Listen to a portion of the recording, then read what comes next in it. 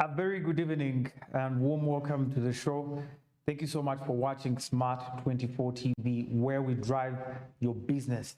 This is Financial Market and this is Smart 24 TV, where we drive your business. And my name is Anthony Sebale. And we give you updates on what's happening in the regional, global, and international financial markets. We give you a breakdown of the market performances here in Uganda, in Kenya, and the entire world. And we give you the top stories that are trending currently when you look at the financial market space. And today, ahead of the show, we have quite a number of things. First of all, we have the new listing rules in Kenya at the Nairobi Securities Exchange that are going to be allowing more IPOs to be witnessed, in which we have, of course, so many dry IPOs across Africa. It would be a great opportunity for us to actually explore some of those new listing rules. Also, we are looking at Kenyan banks that are playing with the Central Bank of Kenya in order to not to actually raise the interest rate, or the central bank interest rate there. We also have news coming in from Ethiopia that is concerning Safaricom's takeover of the telecommunications industry and how Orange is actually backing out of a deal with Ethio Telecom. That and more is what you should be expecting right in the next few minutes as we delve into the financial markets business. But first, let's have a look at the performance of the Uganda Stock Exchange at the close of the day today. Today is indeed the first day of trading of the week, and quite a number of investors look up to this as the beginning of their new week, and they get to invest in companies that they think have at least proven to have some of the things that raise concern. And when you look at some of these tradings that have happened on Monday, we did have on the Uganda Securities Exchange quite a number of performers. 5 equities participated in trading, ending the day with 2 gainers and at least 5 losers as well. Now, among still the 5 losers, we had a couple of cross listings, a couple of domestic listings there on the Uganda Securities Exchange. But first, let's look at the gainers here on the markets. KCB Group led the gainers with an appreciation of 0.73%, and MTN Uganda as well followed suit with an appreciation of 0.51%. That is, of course, coming in from the Uganda Securities Exchange. Those were the only 2 top gainers here on the market. Looking at the bottom losers, we had 7 of them, and mainly these are cross listings, including Equity Bank, East African Breweries Limited, Stanbic Bank Uganda, the Jubilee Holdings Limited stock, as well as the Nation Media Group. These are some of the bottom losers that we witnessed. But let's first look at the details here for some of the companies like MTN Uganda. MTN Uganda has just announced their 3rd quarter results. And interestingly, their dividend yields have been going up. And MTN Uganda has become really one of those valuable companies on the stock exchange. But what makes MTN so different? Let's have a look. MTN Uganda currently holds a stock that has 3.83 trillion Ugandan shillings worth of market capitalization. This means that it represents 24% of the entire exchange, making it the #1 most valuable stock on the Uganda Securities Exchange. In the last 3 months, which we are looking at from 1st of September to the 4th of December, 2023, MTN Uganda has at least traded 7.76 million shares valued at 1.33 billion. These are some of the things that indicate why MTN Uganda is really one of the outstanding stocks currently on the exchange. In terms of a longer term performance, MTN Uganda in the last 6 months has added 3.64% of value to their stock, and in the last quarter, at least 0.59%. Not so to say, it's not an amazing performance, but it is a promising performance for the Ugandan market. And a lot of trading here on the MTN company has actually been taking place within the last quarter, which is the 3rd quarter of the year. And when you look at their results for the unaudited financial statements for the period ended 1st September, there is a lot of promising improvement in different areas, including mobile money pay records that have at least hit 8 billion shillings in daily transaction at MTN Uganda. So what is in here for the telecommunication industry? Inside now the telecommunications industry, we have the biggest telecommunication industry here in Uganda listed. That is Airtel and MTN. However, there has been a lot of competition within these two. We can't say really one is ahead of the other. But when you look at currently Airtel Uganda, it's listed just a few weeks back. That was on the 14th of November. And since listing with the price opening at 100 shillings, its price has dropped just slightly to 97 shillings. However, they have promised, even with listing in their very first quarter of listing, they will be issuing dividends. Let's see what is in there for mobile money. Now, MTN in the period, it has indicated an average of 8 billion shillings that is to be paid out daily in the exchange of goods and services through its mobile money platforms. The payment details were indicated in the 12 months leading to October 2023 and are projected to more than triple within the same period next year. Let's see why they are projected to actually triple. According to Mr. Richard Yego, who is one of the MTN mobile money experts, he says that the mobile money pay daily transactions value has doubled in the last 12 months leading to from October 2022 to October 2023, from 4 billion to 8 billion shillings. And he says that the MTN mobile money pay merchant codes have actually increased from 15,000 codes to at least 290,000 codes, which is, of course, signaling a rapid uptake of digital transactions in the year 2023.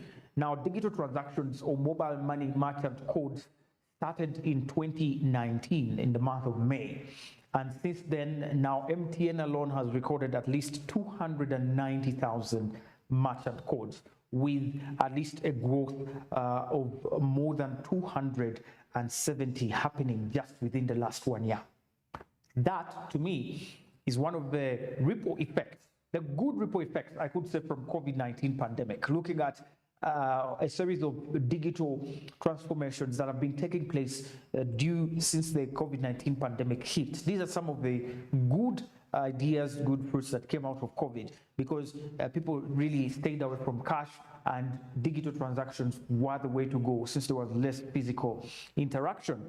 Now, they could not, of course, readily obtain, we couldn't readily obtain Airtel Money data, and of course, unless this data set has been published by the Bank of Uganda. Mr. Yego indicated that 80% of the mobile money pay transactions were less than 60,000 Ugandan shillings, which is the tier with the highest number of transactions, while 15% were between 60,000 and 250,000, and 5% were between 250,000 and 5 million Ugandan shillings during the period.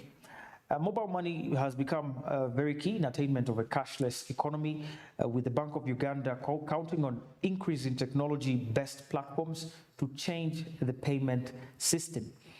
Data from the Bank of Uganda indicates that during the period ended December 2022, the mobile money pay registered at least one of the largest value in terms of payment of goods and services. And during the period, over 10.8 million payments were made through MTN mobile money alone. That's the value there that MTN mobile money is actually bringing on board. But just to bring the picture, MTN dividend yields have been going up because their business has been running well.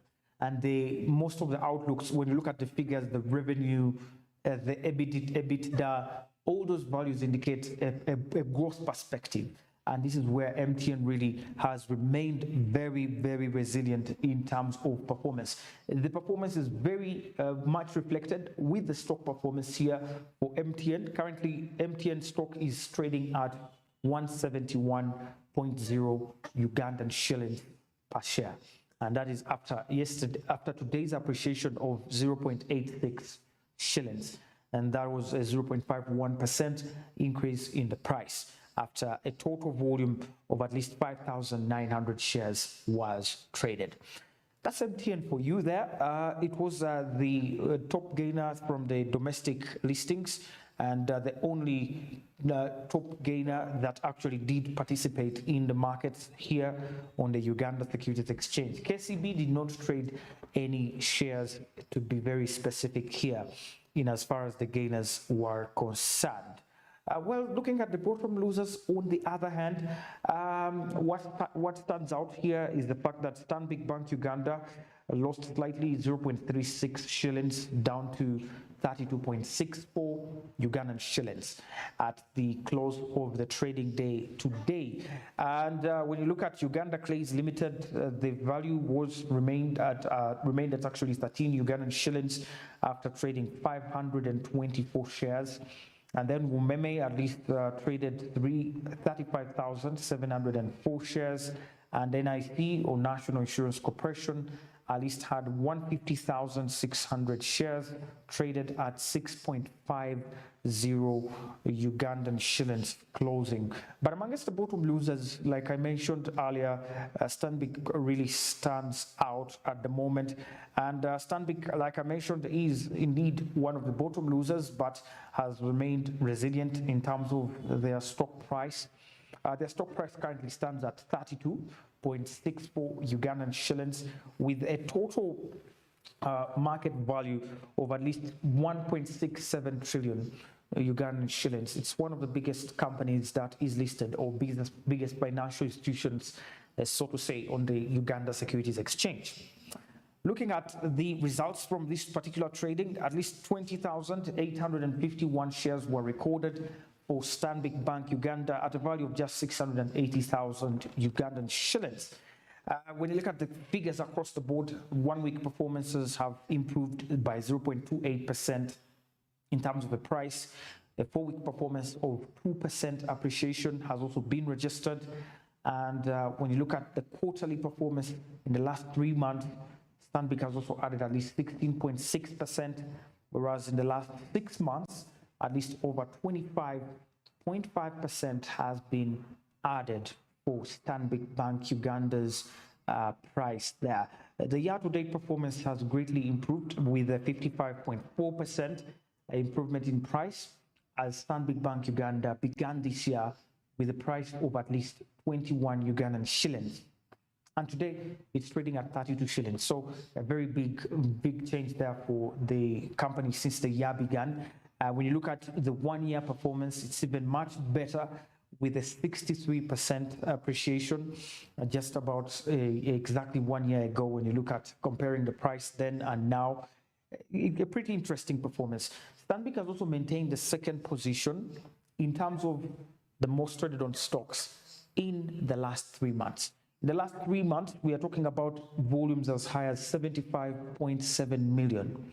Coming just behind stocks like MTN, Uganda, the Stanbic Bank stock has at least a 2.64 billion market turnover as well within that space. Now, to put things in perspective, you have a 2.46 billion turnover at a stock that has a price of at least between 23 and 32 shillings. The 32 shillings has just been hit recently in the last 1 month.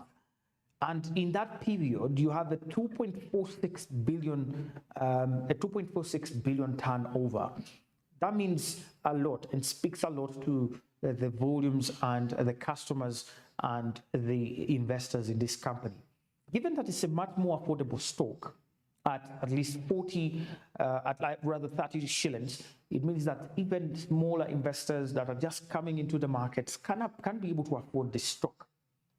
And that has created a lot of value for them as well. The company is also very dedicated in issuing dividends.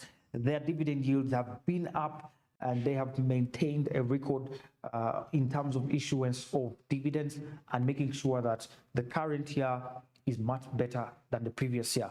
That's exactly how much value that Stanbic Bank Uganda has been able to create for most of its investors. And it's not surprising that it's coming up very resilient in the stock market here at the Uganda Securities Exchange. Still moving further into the markets here, the other bottom losers did not participate in trade like usual. Most of the cross listings here, the shifting in price really is due to external macroeconomic conditions, including foreign exchange, as well as the performance of these stocks on their primary stock exchange, in this case, Nairobi Securities Exchange. These included Equity Bank, and Equity Bank shared of 4.02%, whereas East African Breweries Limited shared of 1.26%, and the Stanbic Bank Uganda stock 1.09%, already mentioned, Jubilee Holdings stock 0.6%, and NMG or Nation Media Group 0.6% as well. Kenya Airways 0.6%. That is some of the data coming in from the Uganda Securities Exchange. Now, turning our eyes to the market indices. Market indices are a major performance indicator for different stock exchanges. And in Uganda, we have majorly two indices that do indicate performance. We have the All-Share Index, which tracks the aggregate performance of now all the 19 listings on the exchange. And we do have the Local Company Index, which tracks the average or aggregate performance of the local stocks or domestically listed stocks like MTN, Stanbic, and the rest. Now, looking at the All-Share Index, the benchmark index dropped 7.5 points, majorly due to cross listings, poor performance, and losses on counters like Stanbic Bank Uganda that impacted very much on the Uganda Securities Exchange All-Share Index. Closing off at exactly 889.31 points, the All-Share Index now has a one-week loss of at least 22.09%, and a four-week loss of at least 3.03%, and yet an overall year-to-date loss of 26.66%. Not very good for the overall picture of the Uganda Securities Exchange. However, the Local Company Index, on the other hand, raised the hope that the exchange would do better. And this is after an appreciation of at least 0.01% at up to over 276.03 points, closing off the day. That marks at least a very great performance from the domestic stocks. But mainly, this is attributable to the improvement in the performance by MTN Uganda, with at least a closure of at least over 171 shillings after an appreciation of 3 shillings on the market. The USE Local Company Index now still has a one-week loss, currently working at 1.1%, a four-week loss of at least 1.68%, and yet a year-to-date gain of 1.23%. This goes a long way to indicate that in the year-to-date performance, mostly the domestic stocks have performed much better. And when you look at the 1 week that we are facing here, it's just a few losses here and there on Bank of Baroda, on Cipla, Quality Chemicals, and a couple of other domestic listed stocks. However, the year-to-date performance really indicates resilience of some of the domestic stocks that are listed on the Uganda Securities Exchange. Definitely that's it from the Uganda Securities Exchange. You can follow for more on our website at www.smart24tv.com, and you can be able to get more information as well on our screen there in the squeeze back. All those figures keep updating on the current stock market prices and what is happening within the market. The Uganda Securities Exchange boasts of very great diversity nowadays in the products. They have introduced commodities on the market, and very soon there will be analysis as well on the products that are being traded in Uganda. This is one of the ways that we can be able to improve our markets. Diversification. And when we talk about diversification, it's not only in terms of products, but also service delivery, the ease of registration with our accounts. Nowadays, you have the SCD account, you do have the CSD account as well. And we want to have one system where we have all the central depository incorporated into one mechanism. That will go a long way as well in helping the entire securities exchange improve performance and push the limits of the exchange to beyond what we are seeing currently. However, for you to be able to participate in trade nowadays, you can still do it using your phone. You can open an account and you can dial *165*57# if you're using MTN, and that way you'll be able to register for more. During the Airtel IPO, we had so many new investors coming in for the first time and opening SCD accounts, and the number rose from roughly from 100,000 to now 200,000 accounts, which is pretty awesome, but we can even do better. Open an account for your child, open an account for your cousin, open an account for yourself, and begin your journey of investment at the Uganda Securities Exchange. We're going to be taking a break, and when we do return, we have Nairobi Securities Exchange market performance.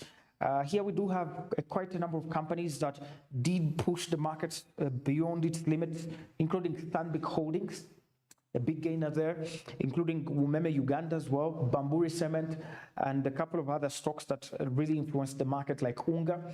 And then we do have those that really negatively impacted the all-share index, including Centum, NCBA, Diamond Trust Bank, and the like. We will also be looking at a story, a couple of stories coming in from Kenya. The market is moving, and NSE has introduced new listing rules. Now, these new listing rules are to favor new companies that would want to list on the Nairobi Securities Exchange. Formerly, you required at least 5 years. Within the last 5 years, you must have had at least 3 years of profitability for you to list. Now, NSE rather is easing that to 1 year within the last 5 years for you to be able to list. You have to have 1 year of profitability and a growth trajectory or potential growth trajectory that you are manifesting in your business plan. We're going to be seeing that and more very exciting news coming in from Kenya as well. If you want to know more about what Safaricom there is facing in Ethiopia in terms of competition, you definitely have to keep around for our second segment. My name is Anthony, and this is Financial Markets. Return shortly after this break.